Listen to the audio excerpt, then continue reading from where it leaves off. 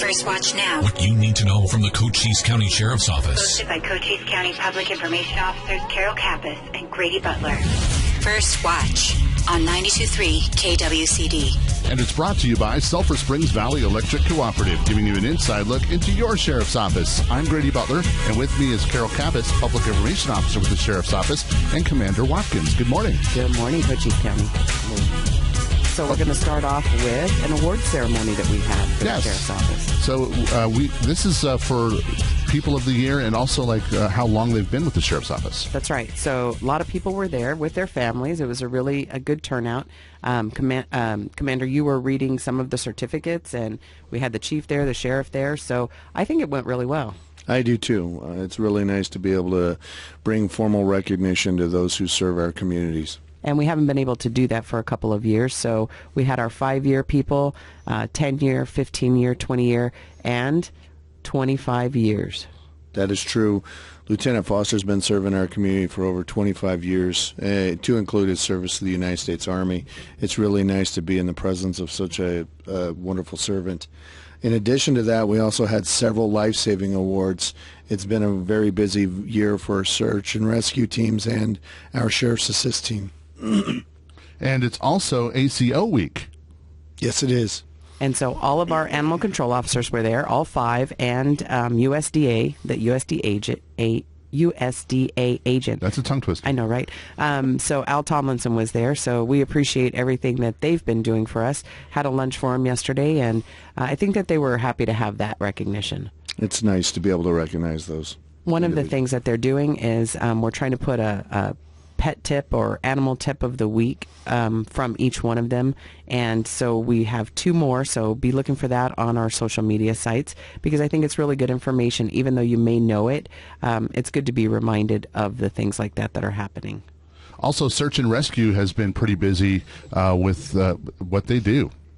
Absolutely. They're getting several calls per week. They are, for the majority of the team, they're volunteers, and I cannot tell you how valuable they are to our community.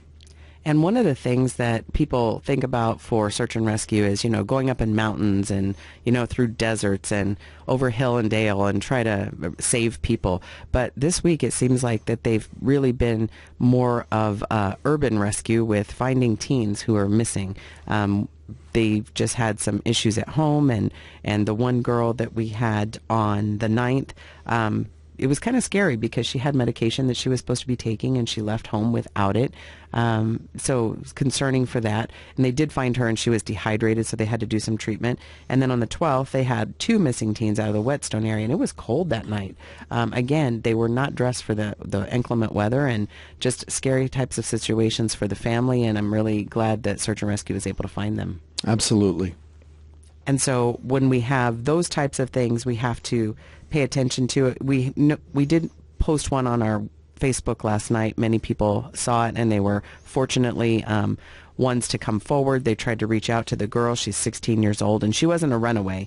Her family was just concerned because they had lost contact. There's a lot of mitigating factors to that particular case, and we had contact with the family. We were able to put that out there. And again, thank you to everyone who either knew the girl or who thought that they would give their best wishes for us finding her quickly. They were able to find her after 10 o'clock last night, at 9:45.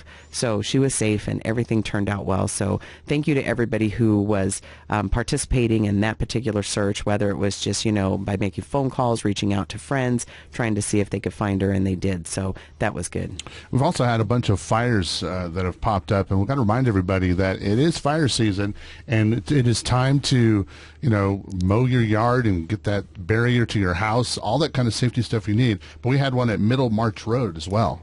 That was Monday that it started, and it was scary because you start seeing smoke out there. We had some people videotape it and send it to us. We put it on our Facebook, and the wind was what was pushing that. And fortunately for us, it was on a mountain type area, and the wind was pushing it up instead of down. And I know fire tends to go up, but we were really glad that happened. And just a huge shout out to all of the firefighting personnel, whether it's state land, whether it's the local fire departments, whether it's any other agency that's involved, because on both of these fires they responded quickly And that's the only thing that kept these, again, with the wind specifically, from getting out of hand and causing chaos in our communities. There's one in Palominas as well. Yeah, the Palominas one, that was fast. Yes. You could see the smoke, and here we're in an area where you can see smoke pretty quickly, and it's scary. You know, anybody who's lived through the Monument Fire knows that that's not a place we want to go back to. So, again, make defensible spaces around your home and just be careful. If you smoke, I know new cars don't have ashtrays in them, but come on, it doesn't take a whole lot to have a receptacle in your car if that's what you're going to do. Don't throw it out your window. And remember, you can get alert scents for fires and other dangers in our area. In fact, you may have got one yesterday from Phoenix. That's right. So Phoenix Police Department has a statewide one that they activated. And if anybody thought, what in the world are we doing looking for a guy who's supposed to be from Navajo County in the Phoenix area, it's because that they felt it was so important that they wanted everyone to assist in looking for this individual who is reportedly wanted for shooting a Phoenix police officer. So if you can opt out of those things, but it's kind of a good idea to not. Just in the case that we ever have an emergency here locally, we have Alert Sense, which is our own notification platform. We want to make sure that people are aware of that and that they sign up for it. It's on our webpage at cochise.az.gov/sheriff. And so sign up for our Alert Sense, but you can see how well it works because you can get it statewide, specifically with something like that happened yesterday. Commander Watkins, we have an operation called Safe Street that's going on right now. I think this is week 7. Kind of give us an overview of what that is, and then tell us where we are right now with Operation Safe Street. Yes, well, thank you very much. I appreciate that.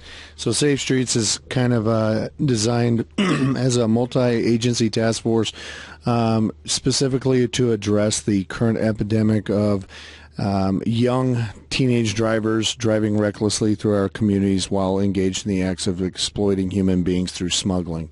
This situation is unique. Next couple months I'll be reaching 20 years. I've never seen anything like it, where criminals tend to be driving in excess of over 100 miles per hour through populated areas with no one chasing them.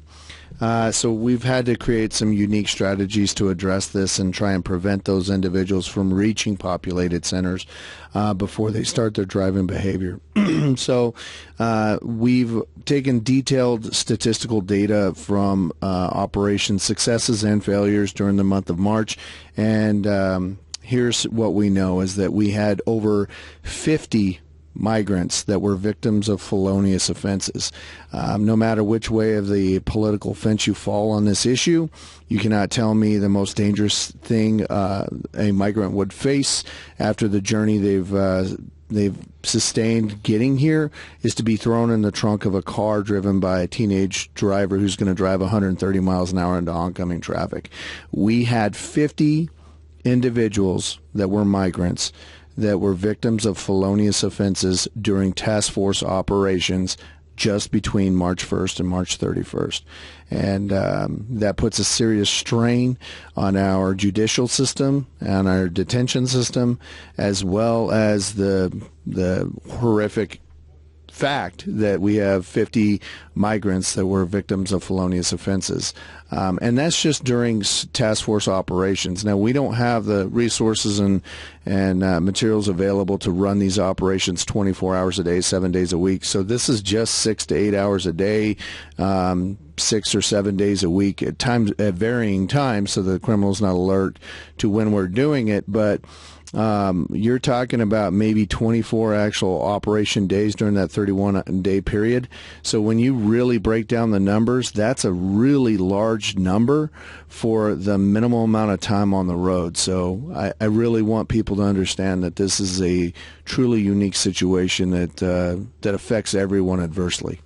And we still want to make sure to remind people, if you see something, say something. You know, if you see people who look like they're out of place and they don't belong in your neighborhoods, say something. If you see lights coming, move over, stop. You know, I know that that's a typical thing that you've been trained on your whole life, most likely, when you're in the driving world. But it's really critical right now because the Department of Public Safety had another one yesterday where that happened. They attempted to make a traffic stop. When they got up to the vehicle, it took off.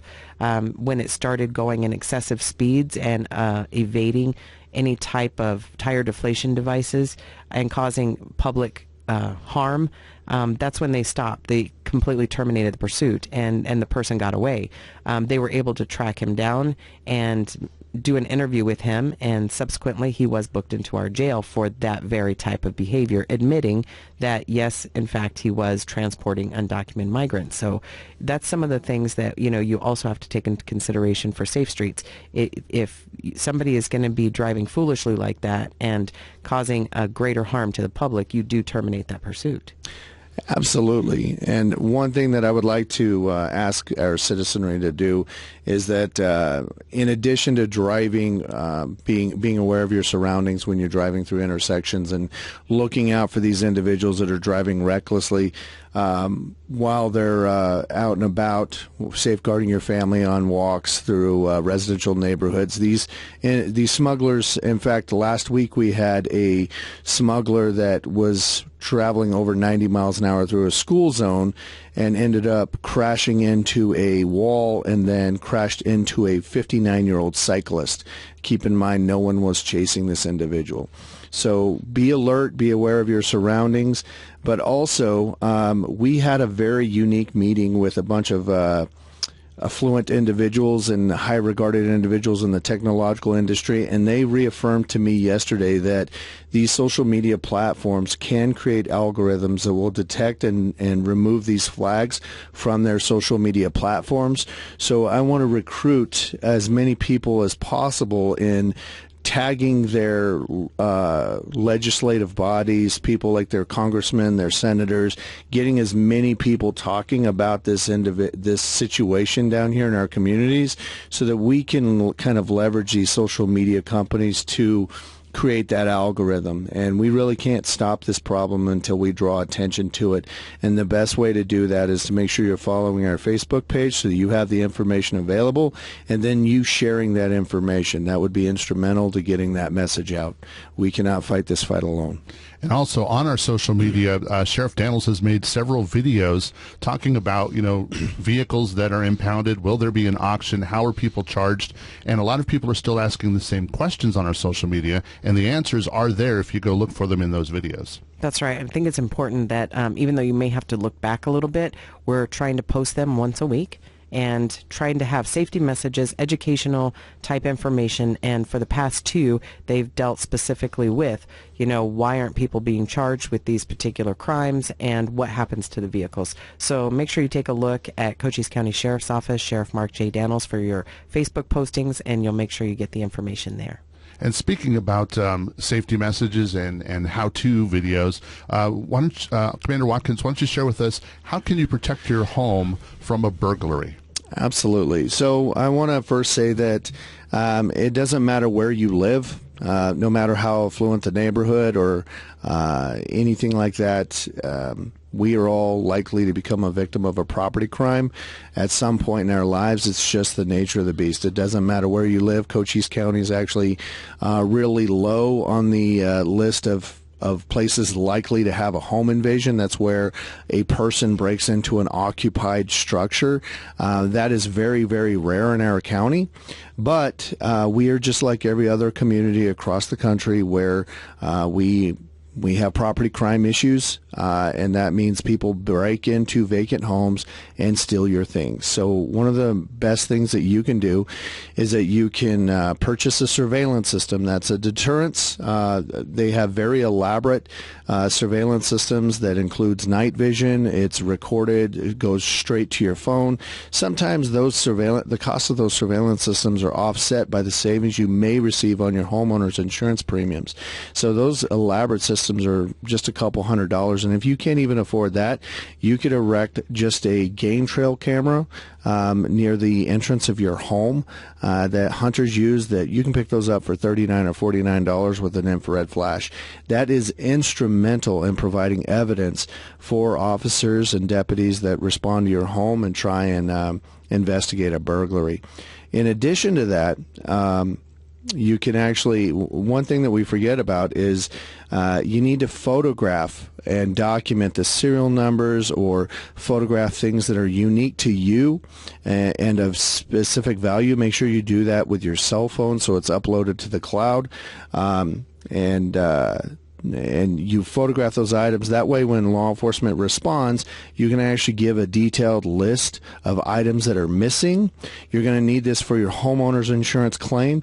In addition to if you ever want your property back, without that information, you give deputies minimal chances of success of getting your property back or successfully convicting someone. And without video surveillance or without you documenting the serial numbers, you kind of tie the hands of law enforcement in helping you. So to put that into perspective, we do traffic stops with individuals we believe are engaged in criminal activity all the time. A broad spectrum of that example would be we pull over a person driving a 1972 Pinto. Nothing wrong with 72 Pinto, but it's loaded down with $20,000 worth of Milwaukee power tools, and the person doesn't have a job and hasn't had a job in 10 years. We run the serial numbers, and guess what? None of them are stolen. We know they're stolen, but we can't prove they are, so the person goes down the road.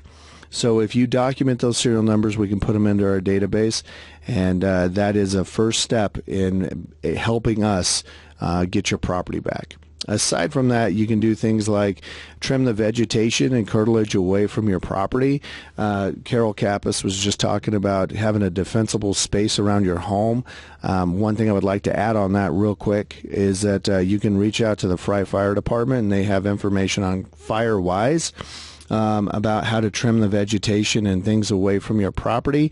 The same can be true for defending your home from a burglar as it is for defending your home against a fire. So if you trim the vegetation away from your home, it gives less likely of an avenue for burglars to conceal themselves in their activities from your neighbors. Talking about neighbors, a great defense against burglars is to talk to your neighbors. Establish a good network of friends that, walk by and check each other out, and basically there's nothing better than a nosy neighbor. Some other things you can do is you can talk to your neighbors and have them come in or out of your driveway, especially if you live in a rural area where tire tracks can be seen in your driveway. If a burglar's driving by your home and they can see grass growing up around your yard, let's say you have a summer home or something like that, and grass growing in your driveway, they're going to know that you're not there. So that's just it's like a flea market. You can go in there and just pick up some stuff and no one will ever know about it. So talk to your neighbors, make sure someone's driving in and out of your property, your yard. That will really help. Also, lights on outside of the property so that people driving by can see suspicious activity as they're driving by the road. And you can also contact our Sheriff's Assist team to talk about a neighborhood watch program. Those neighborhood watch programs are awesome. And lastly, our Sheriff's Assist team is comprised of a unique group of individuals that are properly vetted. They go through the same background process as a peace officer, but they are volunteers and they're instrumental to serving our community. One of the things they do is if you are about to leave town for 2, 3, 4 days, whatever the case may be, you can call our dispatch center and say, hey, I want someone to come check on my property during my absence. Here's my phone number should something arise during my absence. And these amazing volunteers come in, check your property. If they see a water line burst and water's coming out of the front door, then they call you and let you know, hey, something's going on. In addition to that, just the mere presence of having a police car in your driveway and someone walking around your home will deter criminal activity from occurring on your property significantly. And locking your doors. Absolutely. That's the first to your thing. car as well. To your car as well. That's right. So that's some of the important things. Great information there. So we also have a building that is coming to our area soon that the state is providing. Can you give us an update on that? Yeah, we're actually in the infancy stages of a formal agreement on that. We're looking at 2 buildings. I don't want to share the operational details at this time as to locations or anything, but through a collaborative partnership with the Department of Emergency and Military Affairs through the state of Arizona and the Sheriff's Office, the Department of Public Safety, and as well as other state partners, we're looking at purchasing right around a 35,000 square foot building here in Sierra Vista. The idea being it'd be a one-stop shop for all border-related issues. We can have our federal partners, state partners, and local law enforcement special operations teams all in one specific building. And we're looking at putting up a child sex trafficking unit, investigation unit inside this building, as well as a fusion center. It's kind of like an intelligence fusion center. For more updates on that and the specifics as they progress, I suggest people tune into the Facebook page and get more updates as they come available. And finally, we are actually sponsoring Laugh-In 2022. It's a comedy show that's going to be happening at the Klein Center on April 22nd at 7 o'clock. So don't forget, if you're looking for something to do, take a look at that. They have advertisements everywhere, and the Sheriff's Office is a sponsor of that show. Well, Commander Watkins, we thank you for coming and talking to us today.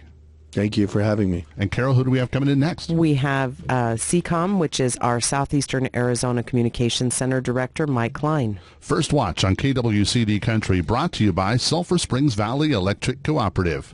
It's First Watch Now. Hosted by Public Information Officer Carol Kappas and Grady Butler. On 92.3 KWCD. And it's brought to you by Sulphur Springs Valley Electric Cooperative, giving you an inside look into your Sheriff's Office. I'm Grady Butler. With me is Carol Kappas, Public Information Officer with the Sheriff's Office, and our next guest. Welcome back, Cochise County. And we have Ccom Director Mike Klein. Thank you so much for being here today. Thank you for having me. Appreciate it. So tell us a little bit about Ccom. What do you do there? What is it? And it's National Telecommunicators Month. So thank you for everybody out there who does that amazing job that sometimes may be thankless, but just know that you're saving lives. So again, thank you for being here. Hey, again, thanks for having me.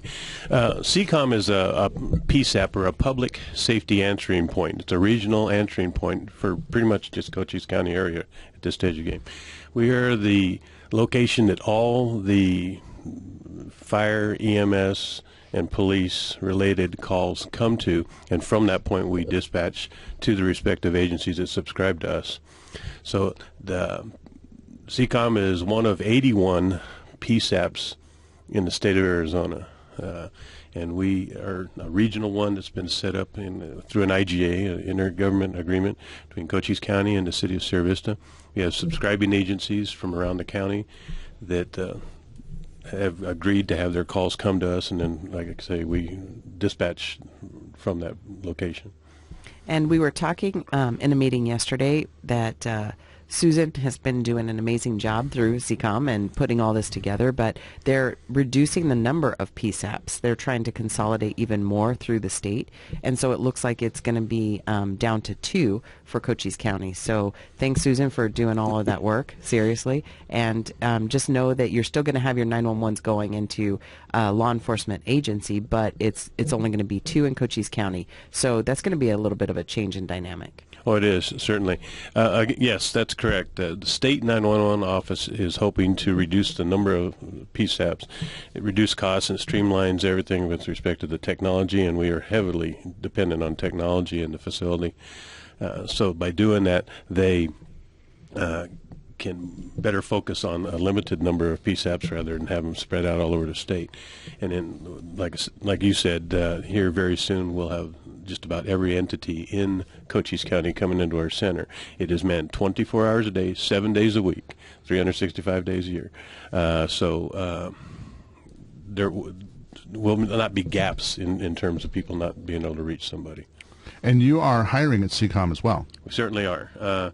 Like everybody else, we're always recruiting for new employees. Ccom folks, the dispatchers at Ccom, are literally the tip of the spear for public safety, if you think about it. Anytime somebody has an emergent situation in their lives, they call 911, and that comes to us. And then we at that point, dispatch the appropriate resources to them. So they're a very special group of folks that have a special skill set. We employ a program called Priority Dispatch, which allows us to give pre-arrival instructions to callers, both in police, fire, and EMS situations. It is not uncommon for me to walk into work and hear one of my dispatchers giving CPR instructions over the phone. It's typically a daily routine. So that kind of skill that my folks have down there, it amazes me on a daily basis to watch it, and I've been in this industry for a few years now.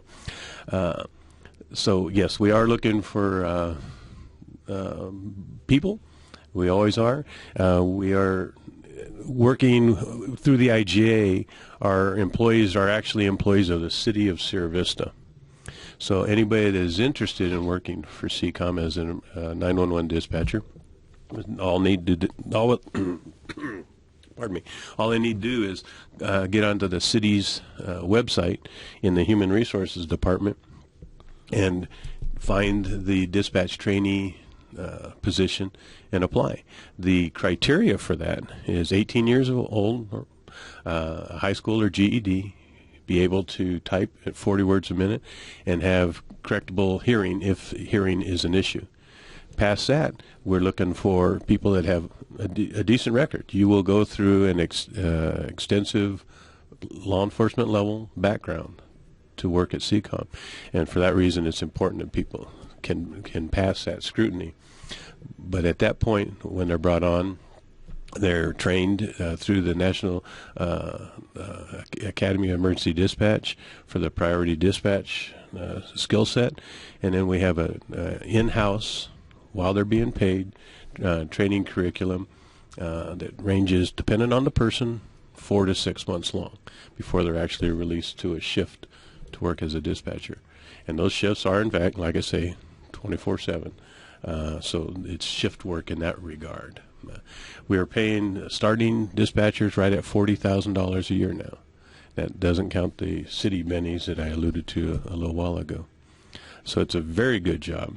It's a great, I've been talking to younger folks lately about it being a good segue job to law enforcement if they're interested in that. And I say that for this reason. In the state of Arizona, you have to be 21 to be a peace officer, be it sheriff or a municipal state police officer. I can bring folks in and get them some experience between 18 to 21 working in the law enforcement arena, dealing with the same people they would be dealing with, talking on the radio, dealing with the complainants, learning how to deal with the public, and do that in my shop. And then if they want to transition into a law enforcement career, they got a head start in that regard. And you're making $40,000 at a start to do that. Well, let's talk about your calls for service. Okay. We, like everybody else, are busy, and it is growing as the community grows. I have just some basic numbers I'll give you. This is based on our 2021 year-end report that we receive last year right at 519 phone calls a day through our center. Okay? Now, that is both administrative and 911 calls. That brings up another point I want to bring up is the importance of properly using 911. We have all kinds of resources built into our system where when you call 911, we can track you and we can help you more efficiently through our technology. We often get emergent calls through administrative lines because people in this day and age of you push a title instead of dial a number on our cell phones, they haven't reprogrammed their phones. So we're trying to encourage people to visit their phones and check the numbers that they're dialing, because an administrative line is looked at and tracked differently than a 911 line. So to keep 911 as clear as we can, and it's important that people understand that and deal with the 911 only for the true emergent situations, and any admin calls, they call the other numbers. Okay. In 2021, we had 54,800 calls to the center, and that's 150 calls a day. And then there were 134,000 admin calls to the center, 369 a day. So it's a busy place, and sometimes we get calls that are self-initiated by the officers and law enforcement out on the street. Most times it's people calling in a complaint that we deal with. But in either case, we're kept pretty busy down there. And so that's one of the things that people need to understand. You are looking for people to help. You have National Guard personnel that are in there now assisting. And so that's big shout out to National Guard. Thanks for doing that. And then you have people, phones ringing all the time. And speaking about the emergent ones, like you were saying, you might have Sierra Vista Police Department programmed into your cell phone as SVPD. If you see an accident or if somebody's sick or there's an emergency, you may just push that as an easy way to, navigate through the phone, and that goes to an administrative line. So that's not really geolocated or anything else. So that's some of the problem there. 911 is another. You should have an emergency button on your phone. If you don't, make sure that you program one. But all phones should have that. So get familiar with your phone for that. So if it's a true emergency, dial that 911. And if it's a regular call for service, you just want to, hit your Sierra Vista PD button or however you have it programmed in there, because it does make a huge difference in getting the help to you that you need in the most efficient manner possible. Yes. And I'll just elaborate just a little bit to give folks an example of when you call in on the 911 backbone, we can plot it on the map and we can track it. And that's a big thing, particularly when we see things out on the interstate where somebody will call in and say, hey, this is going on, but they're upset and they're nervous. They don't give us their location. Then we can actually watch them on the map, which way they're going, and start to triangulate on them ourselves. We have a number, two instances I can think of right off the top of my head where we had people that were involved in accidents, were trapped in vehicles, and didn't know where they were, and we were able to see them. We can do that through the 911 system. We cannot do that if they come through the admin system. That's probably the best example I could give you of how that works. Well, we thank you for coming and talking to us today about Ccom. Do you have anything else you'd like to add? No, it's just, again, we have a great group of folks down there that are part of the continuum of law enforcement and public safety whole system.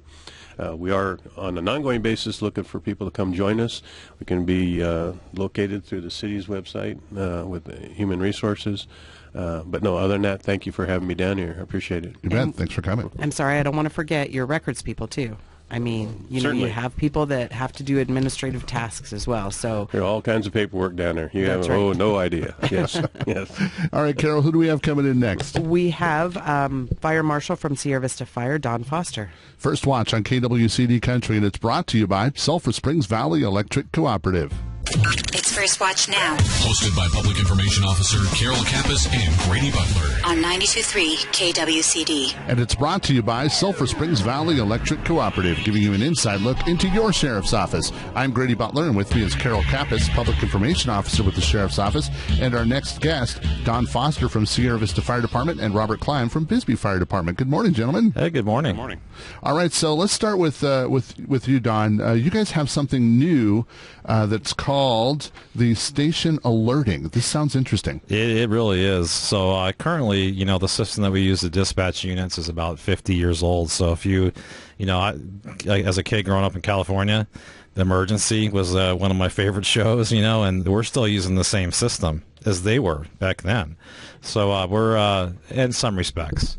So the station alerting, what it is, it's an automated system. So when a call comes in, a dispatcher currently has to take the call and do all the questions and then send it over to another dispatcher to tone out the units manually, and they'll actually go on the radio and tone them out.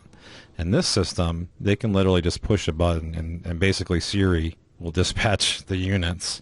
So it gives us a lot faster on the dispatch side, which consequently gives us faster response times. The system is it's pretty cool because it actually gives you triple redundancy too. So currently, if a radio were to go down, we wouldn't be able to get the information. This system will actually send it to a phone app to all the firefighters and EMS personnel, so they'll get the call on their phone. They'll get the station alerting, and then the tones, they can actually they can increase or decrease the amount of brightness. And so if you're in the middle of the night, you get a heartbeat going from 50 to like 150, basically scaring you, So they can do it. There's a lot of things they can do with it. So it's pretty cool, and we're super excited about it. Is it implemented or coming soon? It is coming soon. So we just got it approved through the county, and it's actually free to the county. Wow. So it came on a grant. It was about $2.2 million, and it's through the ARPA funds, American Rescue Plan Act. So it doesn't cost the county or any of the residents anything. It came on that fund. It's good for it's 34 stations in the county, so all Bisbee gets it. Everybody gets it in the county that has a fire station, and 100% on board for all the fire station EMS personnel. So it's pretty cool. It'd be about 7 months. And then you have a new building that's just about finished. I think they're putting the roof on now, last I saw. Yeah, they're coming along. Things right now are a little tough in any kind of construction project. So we are slated to be done in July. And I went there a couple days ago. They have the drywall in now. The roof is on.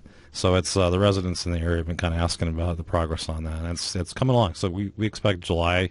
That should be open, and shortly after fully functional, we'll have a medic unit in there and responding to calls. And is it 7th Street or BST? Where are you actually located? Or just it will come off on 7th Street, but it's across from Tompkins Park, so it's the corner of BST and 7th. But we don't really want to put a emergency apparatus onto the BST. It's a little too busy, so they'll come into the 7th Street, and that'll be the access point.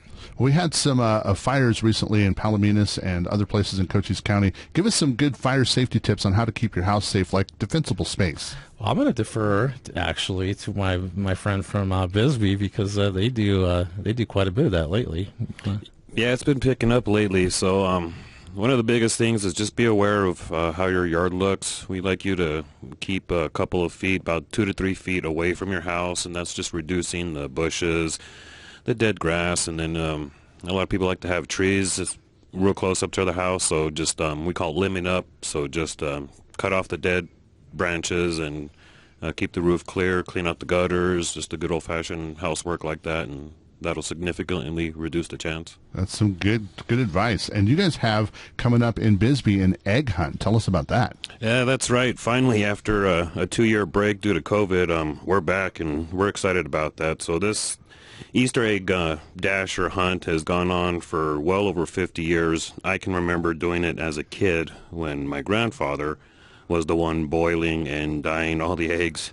Now it's my turn, and my son gets to do the egg hunt. So it's a tradition we're proud of, and we're glad to be doing it. So it's going to be Easter Sunday at the Warren Ballpark in Bisbee, and it's going to start at 1 in the afternoon. So we'll open up the gates about 12:30, 12:45 to let people in, and it's a free family fun event for boys and girls, ages little babies all the way up to 12. And they go run all over the ballpark and get the money eggs, prize eggs, and the gift baskets, and it's just a good event. That sounds like a lot of fun. And of course, is there an age limit that you're looking for? So the categories are pretty much babies to 4, ages 5 to 8, and then ages 9 to 12. So once you start getting into your teenage years, then it's not fair to everyone else anymore. You're faster than most. Yeah, so. That's true. All right, so this is a free event. It's going to be at the Warren Ballpark, which is always fun to visit because it's a historic place anyway. So if you haven't ever been to Warren Ballpark, make sure you go for the egg hunt, and that's going to be this Sunday. Remind us of the times one more time. It starts at 1, and then gates will open up about 12:30, 12:45. And Don, you guys have in Sierra Vista, you guys still have CPR classes? Do you offer Yeah, those? we do. So now that we're opening things back up, we're doing our public CPR courses. So the one for certification is going to be every third Saturday of every month. Cost for that $75. It's a 2-year certification. It'll include CPR for child, infant, and adult with AED and first aid.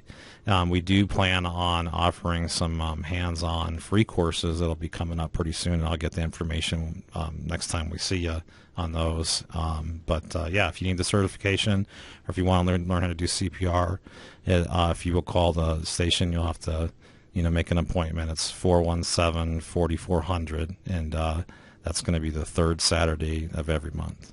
And you also have a way to help people with their fire extinguishers and smoke detectors. Yes. So we do have a free program through the Citizens Fire Academy, and you can call the same number, 417-4400.